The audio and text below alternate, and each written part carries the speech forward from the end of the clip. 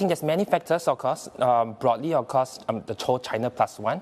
I think that has not just clearly Vietnam is the biggest beneficiary, but I think across Southeast Asia, where you're looking for alternate base. So naturally, Southeast Asia is a choice given its close proximity. Now, Vietnam, of course, has added advantages. Its competitive labor costs.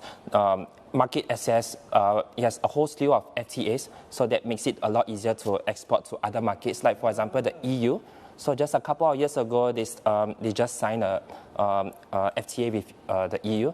So I think broadly, there are all these fundamental support that's helping Vietnam to join investments. Right, so it seems that manufacturing is one of those leading sectors once again for Vietnam, as has been for the last couple of decades. But one thing that was also raised, Kai Wei, in the recent years is that Vietnam has been facing issues with regards to power. And if you have uncertainties about your power supply, suddenly manufacturing or investing in manufacturing might raise more question marks. However, it seems that it hasn't really been deterred. Has Vietnam addressed some of those power issues, or has that been a non-factor with regards to the FDIs to the manufacturing sector there? Hopefully a non-factor for this year.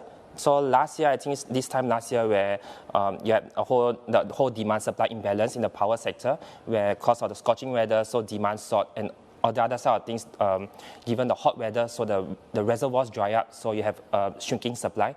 So the experience of last year, I think fast forward 1 year on, perhaps the Vietnam authorities, they are a lot more prepared, taking a lot more preemptive approaches. So hopefully we won't see a repeat of what we saw last year, at least in terms of the whole power sector.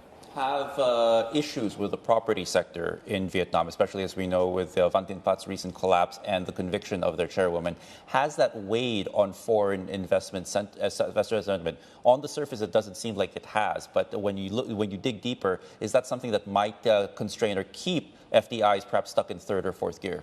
I don't think so. I think probably it's something that over the last decade and recent years, Vietnam still continue to get the kind of influx of FDI into Vietnam, despite the whole domestic issues with regards to properties and politics and all.